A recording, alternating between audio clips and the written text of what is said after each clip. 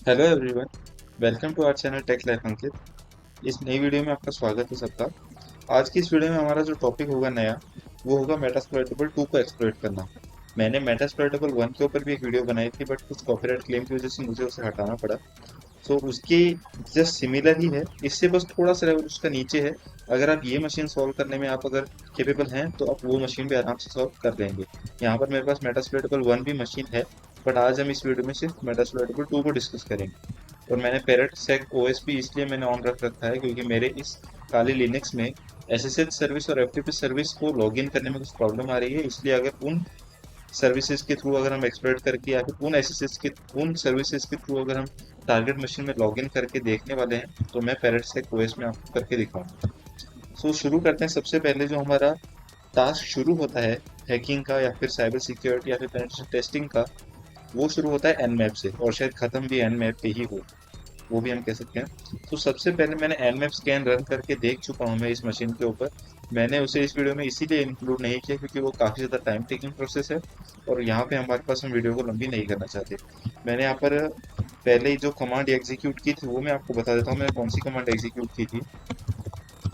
सबसे पहली कमांड तो ये थी sudo netdiscover -r 192.168.0 से लेके 24, मतलब मेरा जो भी नेटवर्क है उसे पूरी तरह से 1 से लेके 255 तक जो हमारी रेंज होती है आईपी की, उस पूरी रेंज को स्कैन करे और मेरे पास जो आउटपुट आए वो मेरा जो मुझे टारगेट मशीन की आईपी चाहिए, क्योंकि ये जो मशीन है ये मेरे लोकल नेटवर्क पे ही होस्टेड है। फिलहाल हम लोकल सिस्टम के बारे में देख रहे हैं तो ये मेरे लोकल सिस्टम पे होस्टेड है। मुझे इसकी आईपी पता चल जाए ताकि इसके ऊपर मैं ऑपरेशंस परफॉर्म कर सकूं। अब मुझे फिलहाल इसकी आईपी पता है।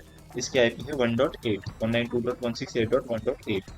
मुझे इसकी आईपी पता है। मैंने nmap के लिए कौन सी कमांड एग्जीक्यूट की थी वो भी आपको बता देता हूँ। sudo nmap -s sv, जिसमें -s है स्कैन टाइप, कैपिटल S है सिन स्कैन, V से आएगा हमारे पास सर्विसेज का वर्जन, -t4 है मतलब ये टाइम टेकिंग प्रोसेस ना हो, काफ़ी जल्दी ये टाइम जो स्कैन है हमारा एग्जीक्यूट हो जाए।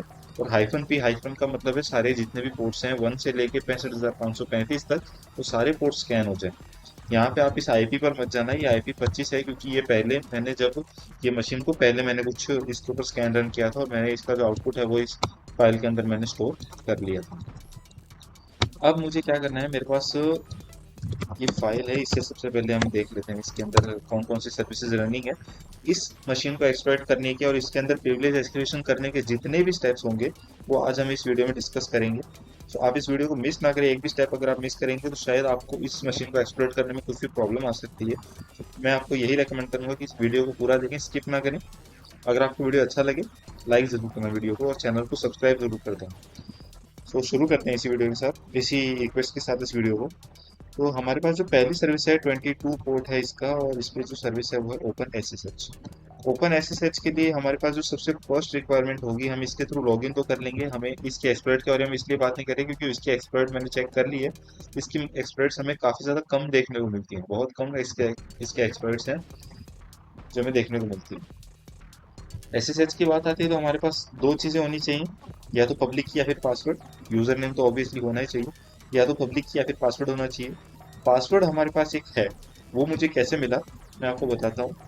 हम यहाँ पर चलेंगे, ये हमारा फायरफॉक्स ओपन किया मैंने और यहाँ पर आप सर्च करेंगे सेकलिस्ट, सेकलिस्ट गिटहब। ये गिटहब की रेपोजिटरी है, डैनियल मिशेलर की आप इंस्टॉल करना है सिस्टम में।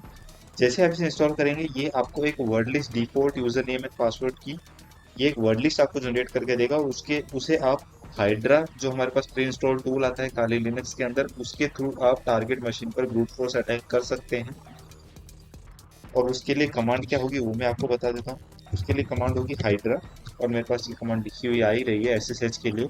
यहाँ पे सर्विस का नाम लिखना होगा आपको, एसएसएच मैंने लिखा है, और ये आईपी कॉलन लगाकर डबल स्लैश और आईपी। थ्रेड आप एसएसएच के अंदर 4 ही रखना, क्योंकि अगर 4 से ज़्यादा आप रखेंगे तो वो फिर आपकी रिक्वेस्ट को डिनाई करता जाएगा। हाँ, एफटीपी के अंदर आप थ्रेड नंबर्स को -t को 64 रख सकते हैं, बट एसएसएच के केस में आप इसे -t के आगे 4 ही रखें। कोई और सर्विस पे आप अगर कर रहे हैं तो आप 64 रख सकते हैं, और इसके थ्रू आप इस पर एसएसएच सर्विस की जो एसएसएच सर्विस है टारगेट आईपी पर, उसके ऊपर आप ब्रूट फोर्स अटैक परफॉर्म कर सकते हैं। तो मैंने ये ब्रूट फोर्स अटैक करके देखा, सेक लिस्ट के थ्रू मैंने वर्ड लिस्ट जनरेट कर ब्रूट फोर्स अटैक किया। तो मेरे पास एक यूजर नेम और पासवर्ड निकल कर आया यूजर। यूजर नेम भी पासवर्ड, यूजर नेम भी यूजर है और पासवर्ड भी यूजर ही है। सो वो मुझे कैसे करना है, मैं आपको एक बार वापस चेक कर लेता हूँ अगर मैं कर पाया तो। काले लिनक्स पे SSH यूजर @ और यहाँ पे IP 1.8। तो इसके अंदर मैं नहीं कर पा रहा हूँ, मैं पैरेट OS के अंदर चल के देखता हूँ। यहाँ पे एक सेशन पहले से ओपन है, सबसे पहले तो इसे बंद करते हैं। तो एग्जिट, और अब मैं करता हूँ SSH यूजर @ और IP। इसके अंदर मैं कर पा रहा हूँ, तो पासवर्ड भी मैंने आपको बताया था यूजर है, और यूजर नेम तो आप देख ही पा रहे हैं यूजर ही है। मैंने एंटर प्रेस किया तो मैं as a user, normal user मैं यहाँ पे लॉग इन कर पा रहा हूँ। अब मैं देखता हूँ अगर मैं यहाँ पर एज अ रूट यूजर अगर कमांड रन सकता तो मैं यहाँ पर नहीं कर पा रहा हूँ। तो प्रिविलेज एस्केलेशन करना पड़ेगा हमें। वो कैसे करेंगे देखते हैं। क्लियर करते हैं इसे, और हमारे पास ये, इसके अंदर हमारे पास प्रिविलेज एस्केलेशन नहीं है, बट आप और यूजर नेम्स भी आपको सब पता है, जो भी फंक्शन आपको परफॉर्म करना है वो आप यहाँ पे कर सकते हैं। अब यहाँ पर एक है सर्विस जो है टॉमकैट, अपाचे टॉमकैट, ये आपको दिख रही है, जिसका पोर्ट नंबर है 8180, और मैंने हाईलाइट भी कर दिया ये रहा। तो इसे भी एक्सप्लॉइट कर सकते हैं। यहाँ पे मैंने पहले से ओपन कर रखा है, पहले इसे बंद कर दूँ। इसे ही बंद करते हैं, और यहाँ पर हम फायरफॉक्स पे चल के हमारी जो टारगेट IP है उसे सर्च करके देखते हैं पोर्ट क्या होगा। अगर हम पोर्ट स्पेसिफाई नहीं करेंगे तो बाय डिफॉल्ट पोर्ट नंबर 80 पर हमें ये रीडायरेक्ट कर देगा। अगर हम पोर्ट स्पेसिफाई करेंगे तो हम हमें ये डायरेक्ट स्पेसिफाइड पोर्ट के ऊपर ले जाएगा। तो मेरा जो स्पेसिफाइड पोर्ट है वो क्या होगा, 8180। मैं एंटर प्रेस करता हूँ। अब ये मेरे पास एक टॉमकैट का जो इंटरफेस है वो मेरे पास आ रहा है। यहाँ पे हम टॉमकैट मैनेजर पे चलते हैं। इसने मुझे डायरेक्टली यहाँ पर ले आया ये टॉमकैट। आपसे मुझसे पासवर्ड नहीं पूछा है इसने, यूजर नेम और पासवर्ड, बट आपसे ये यूजर नेम और पासवर्ड पूछ सकता है, क्योंकि मैंने अभी ये जस्ट लॉग इन किया था। आपसे यूजर नेम और पासवर्ड पूछेगा तो वो यूजर नेम और पासवर्ड दोनों ही टॉमकैट है। आप उसके थ्रू इस लॉगिन पेज पर आ सकते हैं। अब यहाँ पर मैं सबसे पहले इसे अनडिप्लॉय कर देता हूँ। ये स्टेप आपको नहीं करना है, ये मैंने पहले से कर रखा था, तो मुझे इसे अनडिप्लॉय करना पड़ेगा। अब यहाँ पर मेरे पास क्या आ रहा है, डिप्लॉय, डिप्लॉय डायरेक्टरी और वार फाइल लोकेटेड ऑन सर्वर। तो हम यहाँ पर क्या कर सकते हैं, इसी सर्वर के ऊपर हम एक वार डॉट वार एक्सटेंशन के साथ एक फाइल को डिप्लॉय कर सकते हैं, मतलब अपलोड कर सकते हैं। वो हम कैसे करेंगे, हमें सबसे पहले तो एक वार फाइल चाहिए होगी। वार फाइल हम कैसे जनरेट करेंगे वो मैं आपको बताता हूँ। सबसे पहले ओपन कीजिए अपना MSF कंसोल। MSF कंसोल मतलब मेटास्प्लॉइट फ्रेमवर्क, उसका कंसोल यहाँ पे ओपन करना पड़ेगा आपको। ये आपके काली लिनक्स में प्री इंस्टॉल्ड आता है, आपको आगे से या फिर अलग से इंस्टॉल करने की ज़रूरत नहीं, बस आप इसे अपडेटेड रखें sudo apt-get अपडेट और अपग्रेड के थ्रू। ये कुछ टाइम लेगा इसका शेल ओपन करने के लिए, देखते हैं। ओके, अब यहाँ पर हमारे पास एक सर्च, और अब मैं डायरेक्ट एक्सप्लोर का नाम ही लिख देता हूँ, mgr_upload, mgr_upload। एंटर प्रेस किया मैंने, यूज करते हैं इसे, यूज 0। बैकग्राउंड में कुछ नॉइज आ रही है तो उससे मुझे मैं आपसे सॉरी मांगता हूँ, क्योंकि घर पे रहते हैं, आप सबको पता ही है। यूज 0 करते हैं। Back to the topic, exploit multi HTTP tomcat_mgr_upload। अब इसे मुझे यूज करना है, यूज 0। मेटास्प्लॉइट फ्रेमवर्क में हम कैसे यूज करते हैं, यूज, अगर आप या तो ये कोड लिख सकते हैं या फिर इसका नाम भी आप पेस्ट कर सकते हैं, बस यही बात है। यूज 0 किया मैंने, मैं एंटर प्रेस करता हूँ। अब मुझे इसके ऑप्शंस देखने हैं। ऑप्शंस कैसे देखूंगा मैं, शो ऑप्शंस, और मेरे पास जो ये आर पोर्ट है, ये आर पोर्ट भी मुझे चेंज करना पड़ेगा, और ये आर होस्ट भी मुझे चेंज करना पड़ेगा, अगर आप मेटास्प्लॉइटेबल फ्रेमवर्क के थ्रू इस मशीन का एक्सप्लॉइट करना चाहें तो। बट अगर हम काफ़ी सारे एग्जाम्स देखें इसी फील्ड के रिलेटेड, चाहे वो OSCP के एग्जाम हो या फिर CEH या फिर जो भी हो, OSCP के एग्जाम की अगर मैं बात करूँ तो उसके अंदर मेटरप्रेटर और MSF कंसोल, मतलब हमारा जो मेटास्प्लॉइट फ्रेमवर्क है वो बैन है, उसे हम यूज़ नहीं कर सकते। सो हमें मेटास्प्लॉइट को और इस मेटरप्रेटर को टच ही नहीं करना है। बट फिर भी अगर आप करना चाहें तो आप कैसे कर सकते हैं, सेट आर होस्ट, और यहाँ पर अपने टारगेट की IP, मैं रन नहीं करूंगा इसे, और बस आर पोर्ट आपको सेट करना है। आर पोर्ट आप सेट करेंगे 8180। ये आपको हो चुका है। अगर आप शो ऑप्शंस देखें,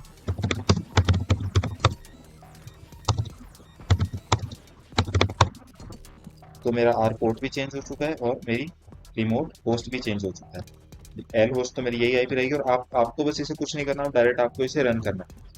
लेकिन हम इसे इसमें मेटापेटर का यूज नहीं करेंगे, हम डायरेक्ट इसमें ये जो पेलोड है इसका यूज करेंगे। अब ये पेलोड आप या तो एमएसएफ कंसोल से भी आप उठा सकते हैं, या फिर आप गूगल पे भी सर्च कर सकते हैं, वो आप कैसे भी कर सकते हैं। बट हमें खुद का एक पेलोड बनाना है, तो हम क्या करेंगे, एमएसएफ वैनम करेंगे, और ये जो कमांड आ रही है आपके पास, सेम ही कमांड आपको कॉपी करनी है। टेस्ट डॉट वार कर देता हूँ मैं यहाँ पे। ये सेम कमांड आपको एग्जीक्यूट करनी है। यहाँ पे जो मेटरप्रेटर था मैंने उसे हटाकर shell underscore reverse underscore TCP कर दिया, क्योंकि मेटरप्रेटर से हमें दूर ही रहना है हमारे एग्जाम पॉइंट ऑफ व्यू से। सो मैंने यहाँ से मेटरप्रेटर को हटाकर डायरेक्ट शेल लिख दिया। अब ये क्या करेगा, ये एक पेलोड जनरेट करेगा, जो कि जिसका एक्सटेंशन क्या होगा, वार डॉट वार, और फाइल का नाम क्या होगा, टेस्ट डॉट वार। बस मुझे एंटर प्रेस करना है। ओके, मैंने इसे एग्जीक्यूट कर दिया, बंद करते हैं इसे। और एंटर करना है, इसे जनरेट करना ही पड़ेगा हमें। मैंने ये पहले से जनरेट कर रखी थी, बट मेरा ध्यान नहीं रहा, मैंने इसे वापस जनरेट कर दिया। सो इतना बड़ा कोई इशू नहीं है, जस्ट हम इसे पेलोड को जनरेट होने देते हैं। थोड़ा टाइम लेगा ये, और एक आपके पास एक आउटपुट में फाइल निकल कर आएगी। मैं आपको इनके फंक्शंस बता देता हूँ। इसमें हाइफन पी है पेलोड, पेलोड का नाम मैंने आगे स्पेसिफाई किया है। एल होस्ट मतलब आपकी खुद की आईपी, जिसके ऊपर ये सारे सारा कनेक्शन एस्टेब्लिश होगा। और एल पोर्ट आपको पोर्ट स्पेसिफाई करना पड़ेगा अपना। हाइफन एफ का मतलब है फाइल का एक्सटेंशन, किस एक्सटेंशन के साथ आपको फाइल चाहिए, मैंने यहाँ पर वार लिखा है। और हाइफन ओ मतलब आउटपुट, किस मतलब फाइल का नाम जिसके अंदर आपको आउटपुट चाहिए। मैंने यहाँ पर टेस्ट डॉट वार लिखा है, मैं एलएस करता हूँ, और मेरे पास यहाँ पर एक फाइल बन के आ चुकी है, टेस्ट डॉट वार। अब मुझे क्या करना है, मुझे बस इस फाइल को इस सर्वर पर अपलोड करना है।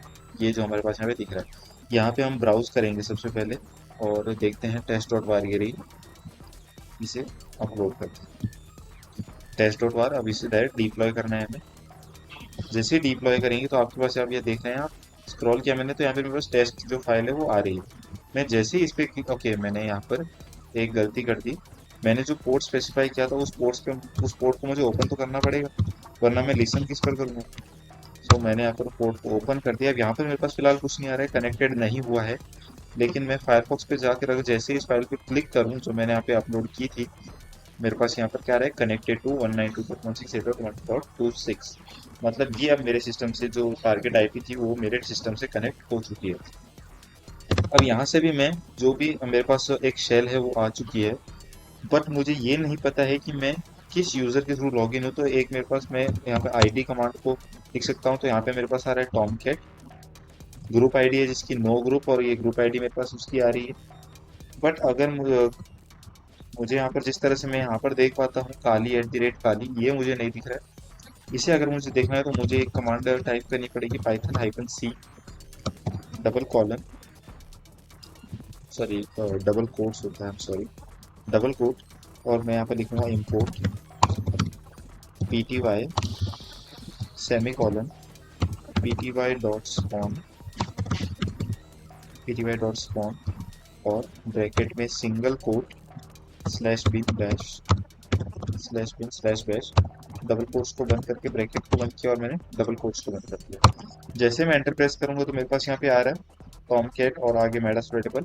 सो मैं एज ए टॉमकैट यूजर यहाँ पे लॉगिन हुआ, लॉगिन तो हो गया। बट यहाँ पे भी देखते हैं, अगर हम as a root user command run कर पाए तो, हम नहीं कर पा रहे हैं अभी भी।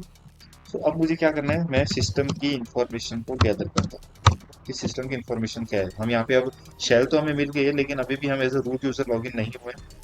सो मैं यहाँ पे प्रिविलेज एस्केलेशन का एक स्टेप है वो फॉलो कर रहा हूँ, uname-a। ये कमांड क्या करती है, हमें हमारा जो सिस्टम है, जिसके जो टर्मिनल हमारा ओपन है, उस सिस्टम की हमें इंफॉर्मेशन ला के देगा। इस केस में हमारे पास किसकी इंफॉर्मेशन आएगी, मेटास्प्लोइटेबल जो हमारी टारगेट मशीन है उसकी। तो उसकी इंफॉर्मेशन हमारे पास क्या आ रही है, 2.6.24। एक और है, अगर आपको लिनक्स के डिस्ट्रीब्यूशन की अगर आपको इंफॉर्मेशन चाहिए तो उसके लिए कमांड है lsb release -a। सो ये मेरे पास लिनक्स डिस्ट्रीब्यूशन की भी इंफॉर्मेशन आ गई है। रिलीज क्या है, 8.8.04, कोड नेम हार्डी, और ये सारे इंफॉर्मेशन मेरे पास आ गई है। और ये लिनक्स कर्नल की मेरे पास इंफॉर्मेशन आ चुकी है। अब मुझे इसमें कुछ नहीं करना, बस मुझे सर्च स्प्रेड पे जाकर जस्ट इसका जो वर्जन है वो कॉपी करना है। मैंने वो कॉपी करके और जस्ट यहाँ पर लिनक्स लिखना है।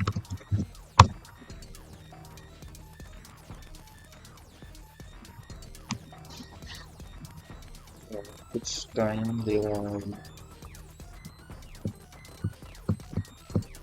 ओके, हमारे पास सारी जो भी इसके लिए एक्सप्लॉइट्स अवेलेबल हैं वो सारी आप मुझे दिख रही हैं, और ये जो एक्सप्लॉइट है ये एक्सप्लॉइट मैच कर रही है।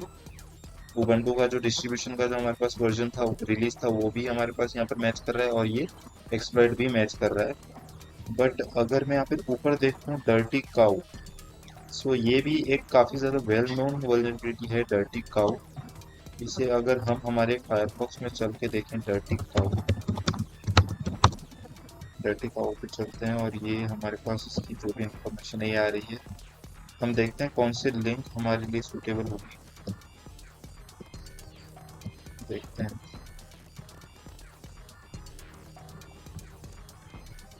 ओके, मैं इसे अगर गिटहब टाइप करूँ, okay, Firefox dirty dirty cow, तो ये जो गिटहब पे हमारी जो रिपोजिटरी है इसके ऊपर हमें क्लिक करना है, और ये हमारे पास एक डर्टी डॉट सी, ये हमारे पास इस तरह से एक फाइल निकल कर आएगी। और इसके अंदर जो भी जो चेंजेस करना है, इसे कंपाइल कैसे करना है, वो सारी कमांड्स यहाँ पर। अब इसके अंदर हमें इसे डायरेक्ट यूज़ नहीं करना है, जैसे हम गिटहब की रिपोजिटरी को यूज़ करते हैं कि इस तरह हमने कोड किया और कोड में हम गिट क्लोन कर लेंगे, वैसे नहीं करना है डायरेक्टली। हमें चलना है सबसे पहले डर्टी डॉट सी पर। ये जो फाइल हमारे पास आई इसमें हम फिर क्लिक करेंगे रॉ पर, और अब ये जो लिंक है इसे हमें गिट क्लोन करना है। सॉरी, तो वापस टाइप करते हैं डर्टी का गिटहब, सेम स्टेप कॉपी करेंगे, सेम स्टेप फॉलो करेंगे हम, dirty dot C and raw. अब ये जो लिंक आई है हमारे पास इसे हम कॉपी करते हैं और हमारे सिस्टम पे गिट क्लोन करते हैं।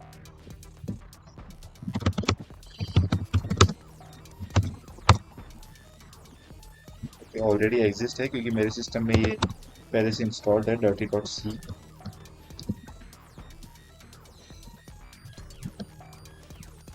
अब मुझे क्या करना है, एक पाइथन सर्वर में शुरू करूंगा, python hyphen M http dot server, और ये आगे मेरे पास मैंने पोर्ट नंबर स्पेसिफाई कर दिया। मैं जैसे ही इस पर क्लिक करूंगा मेरा जो पाइथन सर्वर है वो शुरू हो चुका है। अब मेरे पास ये जो शेल आई है, मैं यहाँ पे चलूंगा cd.10 पे, और मुझे अब इससे जो मैंने फाइल वहां पर मैंने इंस्टॉल की थी, जो मेरे लोकल सिस्टम था मेरा काली पर, उसके ऊपर जो मैंने फाइल डर्टी डॉट सी जो मैंने गिट क्लोन किया था वो मुझे यहाँ पर चाहिए डब्ल्यू गेट। तो मैं सर्वर से डायरेक्ट डब्ल्यू गेट करूंगा इसे। मैंने जो पाइथन सर्वर को शुरू किया था, स्टार्ट किया था, उसकी आईपी मैं जस्ट यहाँ पे लिखूंगा http:/, और मैं यहाँ पे लिखूंगा मेरे सिस्टम की आईपी 192.168.26 और स्लैश लगाकर direct dirty dot C. File save हो चुकी है, मैं जैसे एलएस करूंगा तो ये मेरे पास फाइल आ रही है। अब वहां पे हमें देखना है कि इसके स्टेप्स क्या हैं, इसे कंपाइल किस तरह से करना है। ये सारा जो स्टेप है ये स्टेप है प्रिविलेज एस्केलेशन का। आपको समझना पड़ेगा, आपको सिस्टम के बारे में जानना पड़ेगा, जिस सिस्टम को आपको शेल मिलने के बाद आप उसे एक्सप्लॉइट कर पाएंगे, प्रिविलेज एस्केलेशन उस पर कर पाएंगे। उस सिस्टम की जितनी भी इंफॉर्मेशन आप लें, उसकी जिस भी इंफॉर्मेशन के थ्रू आपको जो भी एक्सप्लॉइट मिले उसे आप यूज करें। मुझे यहाँ पे एक इंफॉर्मेशन मिली उसके कर्नल की, मैंने उसके लिए एक पर्टिकुलर एक्सप्लॉइट ढूंढा। एक्सप्लॉइट मुझे डर्टी काउ, मेरा कुछ नाम सुना हुआ है, जाना पहचाना लग रहा है मुझे, तो मैंने उसे गिटहब पे सर्च किया, मुझे रिपोजिटरी मिली। मैंने उस रिपोजिटरी की जो डर्टी डॉट सी जो फाइल है उसे मैंने गिट क्लोन किया मेरे सिस्टम पर, और मैंने पाइथन सर्वर शुरू करके उसे डब्ल्यूगेट किया मेरी टारगेट मशीन पर, जो जिसकी मुझे शेल मिल चुकी थी। अब मुझे जस्ट उस पर एक ये जो कंपाइल करना है, मैं इसे कंपाइल करूंगा। कंपाइल कैसे करना है, कंपाइल विद ये जो कमांड है जो मैं हाईलाइट कर रहा हूँ, जीसीसी और आगे पी थ्रेड, ये सब मुझे करना है जो मेरा टारगेट सिस्टम है उसके ऊपर। सो वहीं से मैं इस कमांड को कॉपी कर लेता हूँ, जस्ट कॉपी करना है मुझे, और मैं एंटर प्रेस करूँगा। सो ये जो मेरी फाइल है ये कंपाइल हो चुकी है। अब आगे का जो स्टेप है वो भी हम देखते हैं स्टेप है क्या। The then run the newly create binary by either doing ./dirty और ./dirty my new password। Okay, so इसके ऊपर हम सबसे पहले ये जो फाइल है इसे हम देखते हैं परमिशन है या फिर नहीं, एग्जीक्यूटेबल की परमिशन है या फिर नहीं। एग्जीक्यूटेबल परमिशन है, क्लियर करते हैं और डायरेक्ट रन करते हैं डर्टी। और मैं यहाँ पर इसका जो पासवर्ड है वो दे देता हूँ 2। मैंने जो नया पासवर्ड है वो दे दिया है। अब मैं देखता हूँ आईडी।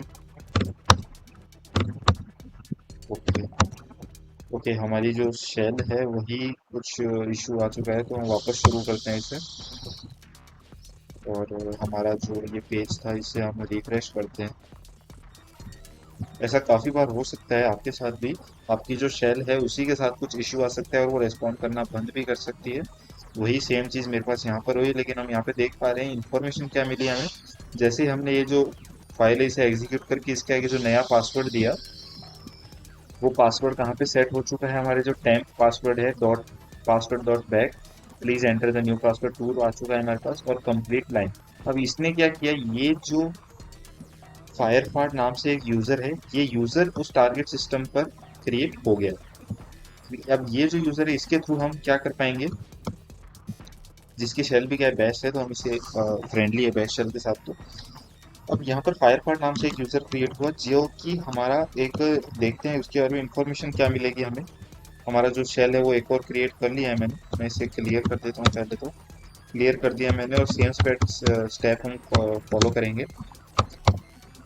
पाइथन -c import और हमारे पास pty semicolon pty dot spawn single quote bin bash slash bin slash bash और बंद करते हैं इसे। ओके, फिलहाल भी हम टाइम से लॉग इन हुए, सारा स्टेप हमने कॉपी फॉलो कर लिया है। आगे हम चलेंगे सू फायरफाट, और ये मुझसे पासवर्ड पूछ रहा है, तो पासवर्ड वही डालना है जो हमने वहाँ पर एंटर किया था। अब मैं एज अ फायरफाट यूज़र यहाँ पे लॉगिन हो चुका हूँ, और अब मैं सूडो हाइफन करूँ, अभी मैं नहीं हो पा रहा हूँ, लेकिन अगर मैं आईडी सर्च करूँ यहाँ पर, तो मेरी आईडी क्या है, you I D user ID मेरी 0 है जो कि रूट यूज़र की होती है। ग्रुप आईडी भी मेरी 0 है जो कि रूट यूज़र की है, मतलब मैं रूट जो ग्रुप है उसका एक मेंबर हूँ, ग्रुप मेरा रूट है। ओके, अब मैं इसके अंदर कोई भी कमांड, अगर मैं जो हमारी एस बिन डायरेक्टरी है या फिर रूट डायरेक्टरी है उसके अंदर जाने की जो परमिशन है वो सिर्फ रूट यूज़र को है, उसके अंदर भी मैं जा सकता हूँ ls। और मैं यहाँ पर फिलहाल किस डायरेक्टरी हूँ, मैं pwd करके आपको दिखाता हूँ, स्लैश रूट में हूँ। तो यहाँ पे हमारा जो प्रिविलेज एस्केलेशन का जो स्टेप है वो यहाँ पे कंप्लीट होता है कि हम एज अ रूट यूजर की सारी कमांड्स को रन कर पा रहे हैं। एक सिर्फ शेल मिलना इतनी बड़ी बात नहीं होती है, बट प्रिविलेज एस्केलेशन करना काफ़ी बड़ी बात होती है। और ये चीज़ आपको थ्रू प्रैक्टिस एंड प्रैक्टिस आपको ये चीज़ आपके अंदर डेवलप होगी कि किस तरह से कौन से लूप होल को कैसे यूज़ करना है, कौन सा एक्सप्लॉइट आपकी जो टारगेट मशीन है उसके लिए परफेक्ट रहेगा, और प्रिविलेज एस्केलेशन आपके जो सिस्टम है उसके लिए परफेक्ट रहेगा। इस वीडियो में इतना ही रखते हैं। आगे के जो भी स्टेप्स होंगे आप ये जो बाकी की सर्विसेज हैं इससे भी आप चेक कर सकते हैं। जैसे कि ओपन एसएसएच हमने यहाँ पर एक सेशन क्रिएट करके देखा ही था पैरेटो के अंदर, और वर्ड लिस्ट आपको कैसे बनानी है वो भी हमने देख लिया। जैसे कि अपाचे सर्वर है, इसे भी आप एक बार ट्राई करके देख सकते हैं। मुझे पक्का नहीं पता है कि इसके अंदर कोई एक्सप्लॉइट आपको मिलेगी या फिर नहीं मिलेगी, क्योंकि वीडियो काफ़ी लंबी हो चुकी है, इसलिए हम फिलहाल इस चीज़ पर डिस्कस नहीं कर पाएंगे। मैं आपको बता देता हूँ कौन कौन से पोर्ट्स हैं जो वल्नरेबल हो सकते हैं, और आप उस पर प्रैक्टिस कर सकते हैं। जैसे कि एक ये पोर्ट है पोस्ट ग्रेसक्यूएल जिसके ऊपर सर्विस रनिंग है, आप इस पोर्ट को भी एक्सप्लोर करके देख सकते हैं। इसके अंदर आपको जो वर्जन है उसकी एक रेंज दी हुई है, आपको एक एग्जैक्ट वर्जन नहीं दिया हुआ है। तो एग्जैक्ट वर्जन आप कैसे पता करेंगे, एमएसएफ कंसोल के थ्रू। हाँ, इन्यूमरेशन करने के लिए आप एग्जाम में भी एमएसएफ कंसोल का यूज़ कर सकते हैं, बट उस मशीन को एक्सप्लोइट करने के लिए आप एमएसएफ कंसोल का यूज़ नहीं कर सकते। इनोमिनेशन तक ठीक है। ओके, सो आप इसका जो करेक्ट वर्जन है वो आप एमएसएफ कंसोल के थ्रू आप पता लगा सकते हैं। उसके लिए कमांड आपको टाइप करनी होगी सर्च, और जो आपकी ये जो सर्विस है पोस्ट ग्रेसक्यूएल, ये इसका नाम लिखकर या फिर पी एस क्यू एल लिखकर अंडरस्कोर वर्जन, और आगे जो भी फंक्शन होंगे वो आपको पता चल ही जाएंगे। आप एमएसएफ कंसोल, अगर आप यहाँ तक पहुंचे तो आपको एमएसएफ कंसोल के बारे में पता होगा। अगर आपको नहीं पता हो तो आप यहाँ पे मेरे इसी वीडियो के नीचे आप कमेंट कर सकते हैं, मैं आपको बता दूंगा। जो भी आपको गाइडेंस की जरूरत होगी मैं आपको दे दूंगा। ये पोस्ट ग्रेसक्यूएल है, खुद आपको सर्विस आप चेक कर सकते हैं। एक ये जो सर्विस है DISTCC, इसे भी आप देख सकते हैं। और ये जो जे सर्व है, इसे भी आप एक्सप्लोरेट करके देख सकते हैं। इसकी एक्सप्लोरेट आपको मिल जाएगी। इतनी बड़ी कोई वो हार्ड एंड फास्ट टूल नहीं है इनको एक्सप्लोरेट करना। और काफ़ी सारी सर्विसेज नीचे भी हैं जो कि मैंने फिलहाल अभी सर्च करके नहीं देखी है, बट आप इनके ऊपर अपनी प्रैक्टिस कर सकते हैं। बट प्रिविलेज एस्क्यूएशन हमारा इसी पोर्ट के थ्रू हो गया है। ये जो पोर्ट हमने यहाँ पे देखा टॉमकैट, और हमारा जो इनिशियल एक्सेस थी, हमारी जो इनिशियल हमने एक्सेस प्लॉट किया था टारगेट सिस्टम पर, वो तो हमने SSH के थ्रू ही कर लिया। सो थैंक यू, इस वीडियो में इतना ही रखते हैं। अगर आपने यहाँ तक वीडियो देखी है तो वीडियो को लाइक करना ना भूलें, और सब्सक्राइब जरूर करें चैनल को। अगर आपने लाइक कर दिया है तो सब्सक्राइब प्लीज जरूर कर दें। इसी तरह सपोर्ट दिखाते रहें। मैं भी आपको पूरी जितनी भी हेल्प मैं कर पाऊंगा वो सारी करूँगा। Thank you.